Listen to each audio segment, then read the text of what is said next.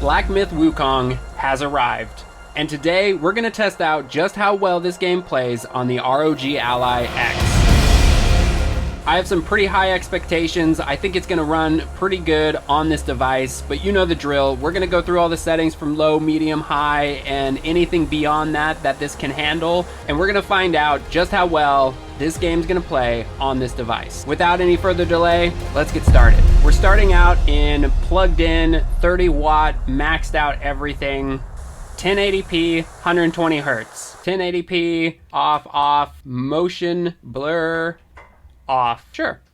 We'll keep super resolution at 65. FSR is on. Frame generation is on. Ray tracing will stay off, and we'll start off in low settings. Right away, holy cow, we're in the 70, high 60s, mid 60 frames per second at 1080p, and it looks pretty awesome. Dang. This is giving an incredible playing experience. That is so impressive. This looks so good. I kind of was thinking we would have to be bringing this down to 720p, but this looks and is playing so good. We're staying above 60 frames per second like no problem. Dang, high 60s. We're almost into the 70s. And this is low, and it already looks this good. So impressed with this. Dang, dude, 63 frames per second. We're getting a very consistent above 60 frames, which is good news, because there's a lot of people out there that can't handle a game like this unless it's at 60 frames per second. And I could understand that with, you know, having to time all these attacks and whatnot.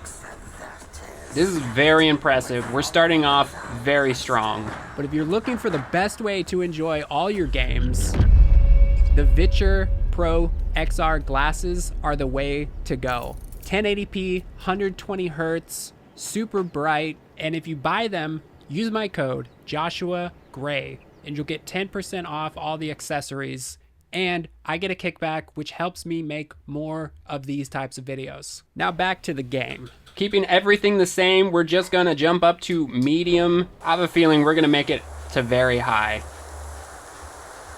Even medium settings is easy work for the Ally X. This is so good to see. 50 plus frames per second, pretty consistently. Kind of hanging in the mid 50s even while I'm battling these two dudes. Now that they're gone, 50, 49, man, and this game looks so good. This is just really showing how well this handheld is at playing these new AAA. Well, this is an indie game, but it looks incredible, graphically intensive, and it's handling it no problem. I mean, we're at medium settings, getting a pretty consistent over 50 frames per second on this device. That doesn't even have a dedicated GPU, which is so good to see. Just so impressive. I wouldn't doubt at all that we're gonna get a pretty solid 30 frames per second experience at high settings. Even here with a lot of graphics going on, we're staying pretty consistently in the mid 50, 40s, high 40s. All right, it was handling medium, no problem. We're skipping up to high settings now. And even at high, we're getting high 30s, right at the 40 frames per second. 1080p, high settings. This is crazy. Not gonna lie, this is putting the Steam Deck to shame. After we get through these settings, I definitely will go down to 720p, and we'll see kind of what best case scenario frames per second are. But like, dude, the Steam Deck was struggling here at high settings. It could barely do 30 frames per second, and we're getting an easy 40 frames per second, and we're at 1080p. And we haven't even dumped down the super resolution, it's still at 65. So when we go to 720p, bring that super resolution down, it will be very interesting to see what kind of performance we're getting at high and super high settings. But this is impressive. This is playable at high settings, for sure. Getting a pretty consistent 40 frames per second. Here, as it gets crazy with all the graphics going on, we're getting high 30s. But the input lag and everything feels fine. I'm not noticing it much at all. So even though frame gen is on, it seems to be doing a better job, which it could be, because this processor is definitely built more for things like frame generation. So it might just be handling it better than the Steam Deck can. Alright, time to get crazy. Very high settings, and we won't change anything else. Here we go. Very high has broke it. We are now not getting above 30 frames per second. But it looks so crazy on this handheld to have that kind of detail of graphics, and that it's even somewhat playable is pretty wild. I mean, we could just bring down, let's just do that. We'll take the super resolution from 65 and we'll bring it all the way down to as low as it can go, which is 33. And now it's getting mid 30 frames per second. It just dipped to 30, so we'll see if it's gonna be able to handle this. But so far, this is playing at 30 frames per second. At very high settings, we're now starting to see some of that input lag, but not that bad. There we had some stutters.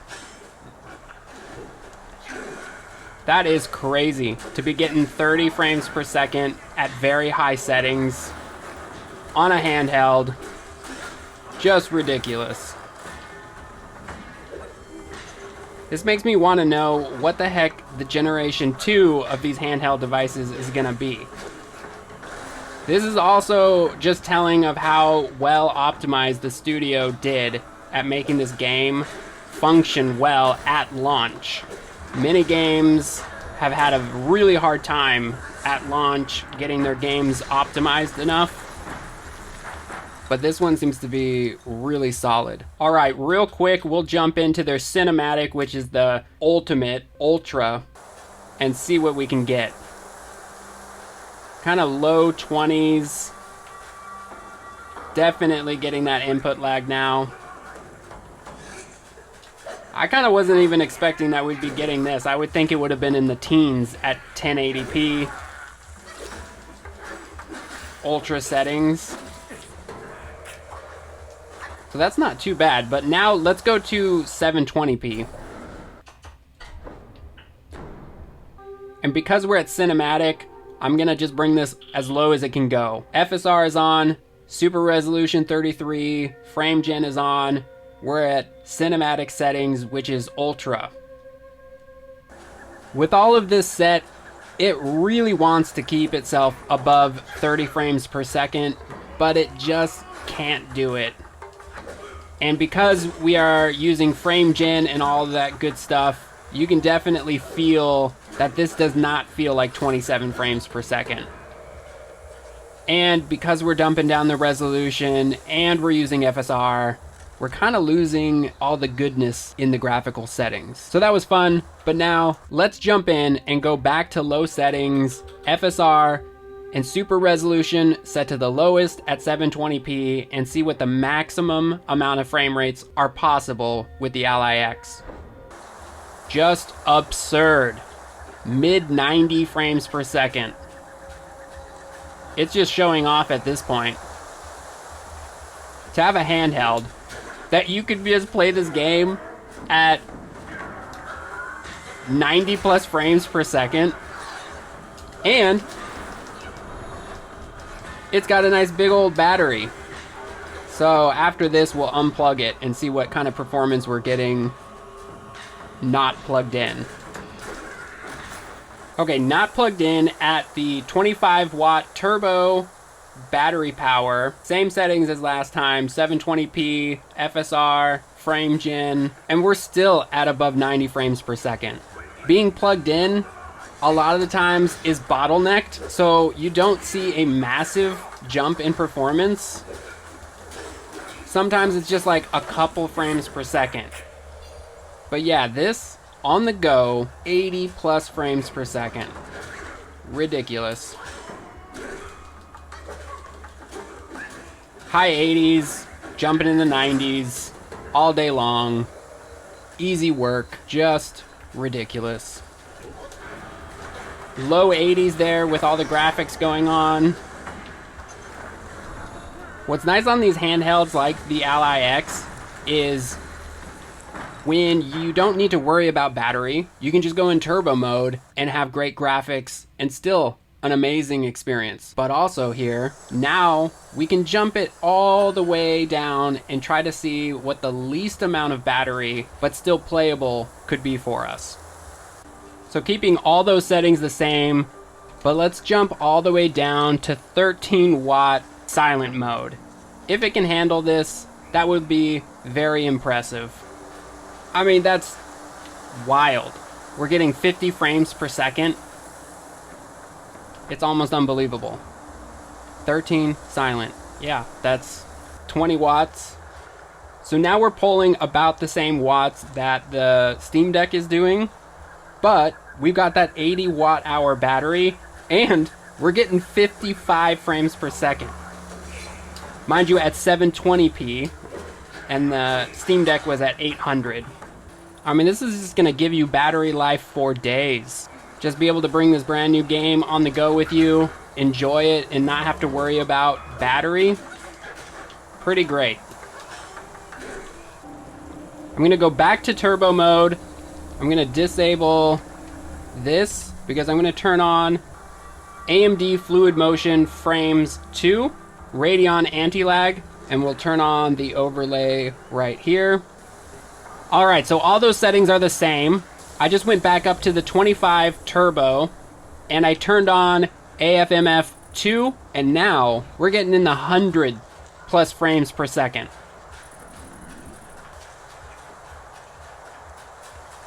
Just the most ridiculous thing ever.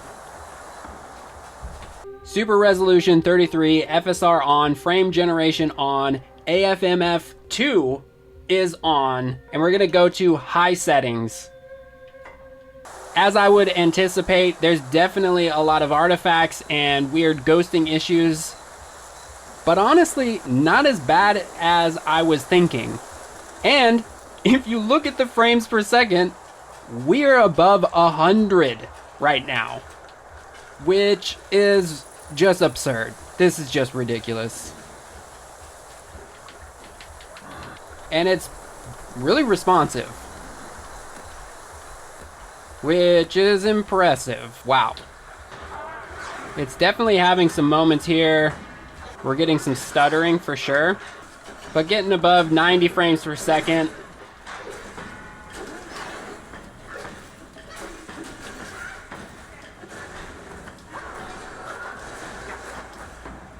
I think the stuttering is definitely making this not the best experience. But that's to be, you know, when you're doubling up FSR, frame gen, and AMD's frame fluid, you know, 2 all together, that's kind of inevitable that there's going to be some weird stuff going on like that. But it actually kind of shows the future of how well these things can maybe work together in creating that kind of a scenario. But if you're looking for the absolute top tier experience, just jump on to GeForce now. This is honestly probably how I'm going to play this game the vast majority of the time, because we can just go into the settings and crank everything. Display, 1080p, all this off, motion blur off. But then we'll go into settings, super resolution, 100%, DLSS, frame gen on, ray tracing on, low, and cinematic mode. We are at ultra. So yeah, as you can see, we're getting 80 plus frames per second from the virtual machine that's getting streamed at 120 frames per second with just a 6 millisecond delay. So that's pretty negligible because a lot of screens have a 5-second delay there. But now we're playing this on the handheld device. It's taken no battery life and it looks insane. Getting 100 frames per second there sometimes. Yeah, GeForce Now is just kind of a game changer. Being able to just jump on any device. I mean, I can do this on my phone, which is also ridiculous, but this really lets the game shine and you can play it the way that the developers would hope that most people could experience what they spent so much time and effort into creating. And getting over 80 frames per second this whole time at just maxed out settings, ridiculous. So yeah, I'd highly encourage you to check out GeForce Now. They have a free version, but this is the ultimate tier version and I love it. I use it all the time. I mean, look at how ridiculous this looks. With all the foliage, having ray tracing makes the light going through all the leaves and hitting the ground and everything, it makes it look way nicer. Like, look at those shadows on the ground. They look so good. But yeah, I mean, it's gonna be hard not to want to just pick up this game in GeForce Now every time I play. Just ridiculous. Well, that first look at this game is really impressive. I can't believe how well it's playing. If there's any other settings that you wanted me to test out, make sure to leave a comment below what you would like me to do. But also, don't forget to subscribe, hit the thumbs up, and I will see you in the next one.